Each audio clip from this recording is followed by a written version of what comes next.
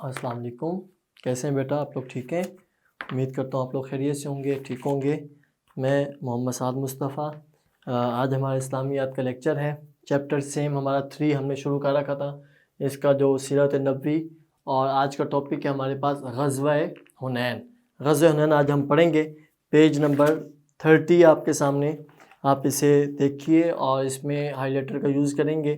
جو چیزیں مارک کرنے والی ہوں گی وہ ہمیں ساتھ ساتھ مارک کرنی ہے، ٹھیک ہے؟ چلے، غزوہ حنین مکہ مکرمہ سے 40 کلومیٹر کے فاصلے پر وادی حنین میں بنو حوازن اور بنو ثقیف کے قبائل آباد تھے۔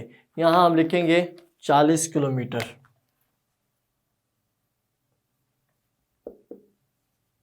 مکہ مکرمہ سے 40 کلومیٹر۔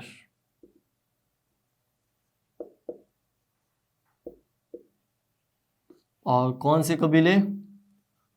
بنو حوازن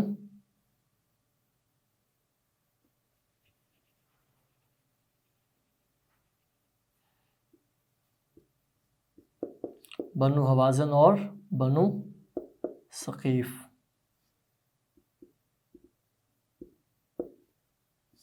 یہ 2 قبیلے آباد تھے، تو جن کو اپنی طاقت پر بڑا گھمنڈ تھا۔ طاقت لفظ ہائلائٹ کرنا ہے، کس چیز پہ گھمنڈ تھا؟ طاقت پہ۔ وہ مسلمانوں کی طاقت کو تسلیم کرنے پر راضی نہ تھے۔ انہوں نے فتح مکہ کے بعد ارد گرد کے قبائل کو مسلمانوں کی مخالفت پر اکسا کر اپنے ساتھ ملا لیا اور مکہ مکرمہ پر حملہ کرنے کی منصوبہ بندی کرنے لگے۔ فتح مکہ کے بعد نبی کریم خاتم النبیین صلی اللہ علیہ وسلم مکہ مکرمہ میں 19 دن قیام کرنے کے بعد، 19 دن لفظ ہائلائٹ کرنا ہے، پچھلا ٹاپک ہم نے پڑھا نا فتح مکہ کا، تو نبی پاک صلی اللہ علیہ وسلم کتنے دن؟ 19 دن قیام فرمایا۔ 19 دن مکہ مکرمہ میں ہی آپ نے قیام کیا۔ قیام کرنے کے بعد شوال 8 ہجری، ہائلائٹ کریں گے 8 ہجری کو 12,000 کے لشکر، 12,000 لفظ ہائلائٹ کرنا ہے، 12,000 کے لشکر کے ساتھ وادی حنین کی جانب روانہ ہوئے۔ لشکر کی تعداد دیکھ کر بعض نو مسلموں کا مطلب جو نئے صحابہ کرام مسلمان ہوئے تھے، 9 مسلموں کے ذہن میں یہ خیال آیا کہ آج کوئی طاقت ہمیں شکست سے دوچار نہیں کر سکتی۔ ان کا یوں اپنی ظاہری طاقت تو کثرت پر تعداد پر اترانا اللہ تعالیٰ کو پسند نہ آیا، اور پھر یہ ہمیں چیزیں یاد کرنی ہیں۔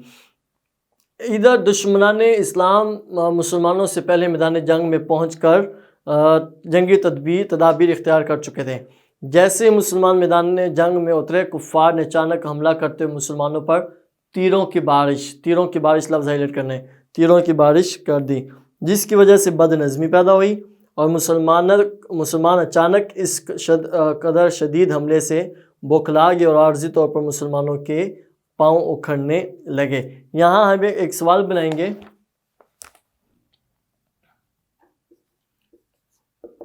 غزوہ حنین میں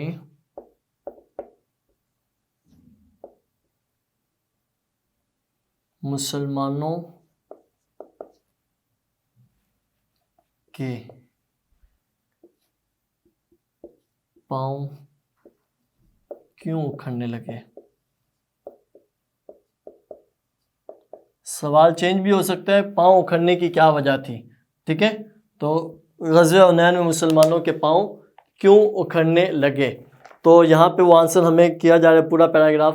دشمنان اسلام مسلمانوں سے پہلے میدان جنگ میں پہنچ کر جنگی تدابیر اختیار کر چکے تھے، تو مسلمانوں کے پاؤں اکھڑنے لگے، یہاں تک آنسر بنے گا۔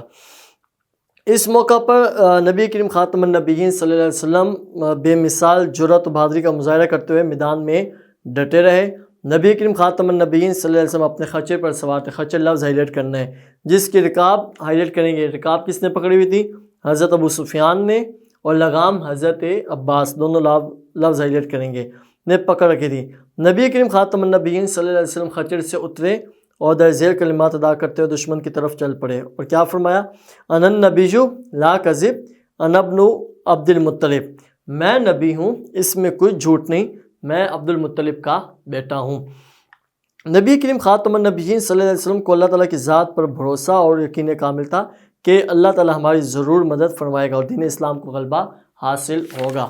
آگے ہے جی نبی کریم خاتم النبیین صلی اللہ علیہ وسلم نے اپنے چچا حضرت عباس رضی اللہ عنہ سے فرمایا، چچا کا نام ہائیلائٹ کرنا ہے، کیا نام ہے؟ حضرت عباس سے فرمایا کہ مجاہدین کو ثابت قدم رہنے کے لیے پکاریں۔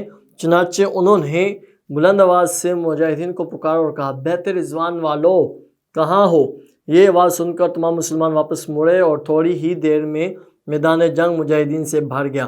بنو حوازن کے خلاف گھمسان کی لڑائی شروع ہو گئی۔ جلد ہی دشمن کے پاؤں اکھڑنے لگے۔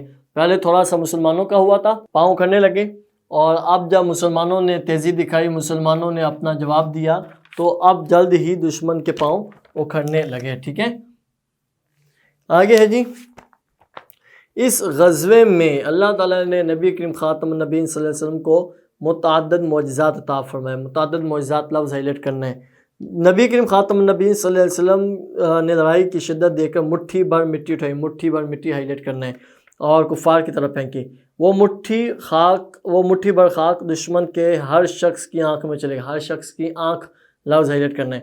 دشمن کی صفیں بکھر گئیں اور وہ میدان چھوڑ کر بھاگ گئے۔ اللہ تعالیٰ نے اس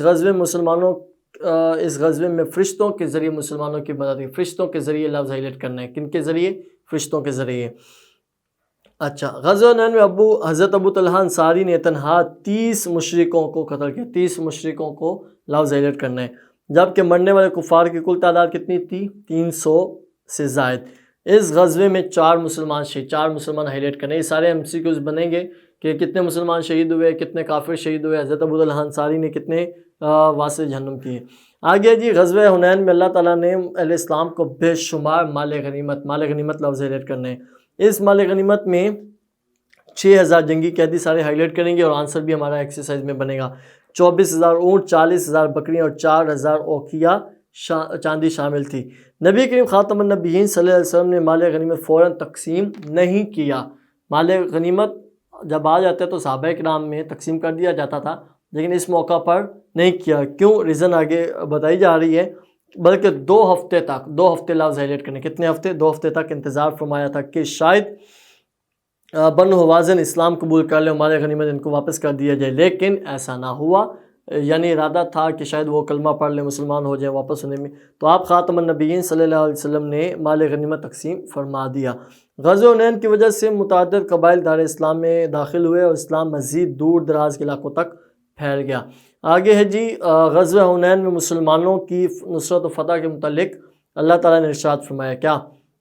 لَقَدْ نَصَرَكُمُ اللَّهُ فِي مَوَاطِنَ كَثِيرَةٍ وَيَوْمَ حُنَيْنٍ إِذْ أَعْجَبَتْكُمْ كَثْرَتُكُمْ فَلَمْ تُغْنِ عَنْكُمْ شَيْئًا وَضَاقَتْ عَلَيْكُمُ الْأَرْضُ بِمَا رَحُبَتْ ثُمَّ وَلَّيْتُمْ مُدْبِرِينَ۔ ترجمہ ہی ہمیں یاد کرنا ہے کیا؟ کہ یقیناً اللہ تمہاری مدد کر چکا بہت سے مواقع پر، اور خصوصاً حنین کے دن بھی، جب کہ تمہاری کثرت نے تمہیں ناز میں مبتلا کر دیا تھا، تو وہ کثرت تمہارے کچھ کام نہ آئی، اور زمین پر تم اپنی وسعت کے باوجود تنگ ہو گئی، پھر تم نے پیٹھ پھیر کر میدان سے رخ موڑ لیا۔ آگے غزوہ حنین اور غزوہ بدر ہی 2 غزوات ہیں جن کے نام قرآن مجید میں آئے ہیں۔ یہاں میں لکھ دیتا ہوں، آنسر بھی ہے ہماری ایکسرسائز میں کوشچن کا۔ غزوہ بدر، غزوہ حنین، یہ 2 غزوات ایسے ہیں جن کا ذکر قرآن پاک میں آیا ہوا ہے۔ ٹھیک ہے، غزوہ حنین اور غزوہ بدر۔ ٹھیک ہے، اللہ تعالیٰ نے آزمائش سے دوچار کر کے مسلمانوں کو کبھی بتا دیا کہ مسلمانوں کو کبھی بھی اپنی تعداد اور ساز و سامان کی فراوانی پر بھروسہ نہیں کرنا چاہیے، بلکہ اللہ پر توکل رکھتے ہوئے ہمیشہ عز و انکسار کی روش اپنانی چاہیے۔ عز و انکسار کا لفظ ہائیلائٹ کرنا ہے، کیونکہ کثرت کے باوجود شکست کا سامنا کرنا پڑ سکتا ہے۔ کہ یہ ضروری نہیں ہے کہ بندے زیادہ ہوں گے تو کامیابی مل جائے گی، یہ ہمارے لیے باتیں ہیں، تو اس میں یہ کہ اللہ تعالیٰ کا فیصلہ کچھ اور ہوتا ہے، اللہ تعالیٰ کی ذات پہ بھروسہ رکھنا ہوتا ہے۔ آگے ہے جی اس کا حاصل کلام۔ اس غزوے سے ہمیں یہ سبق ملتا ہے کہ ہمیں ہمیشہ اللہ تعالیٰ کی نصرت اور مدد پر یقین رکھنا چاہیے۔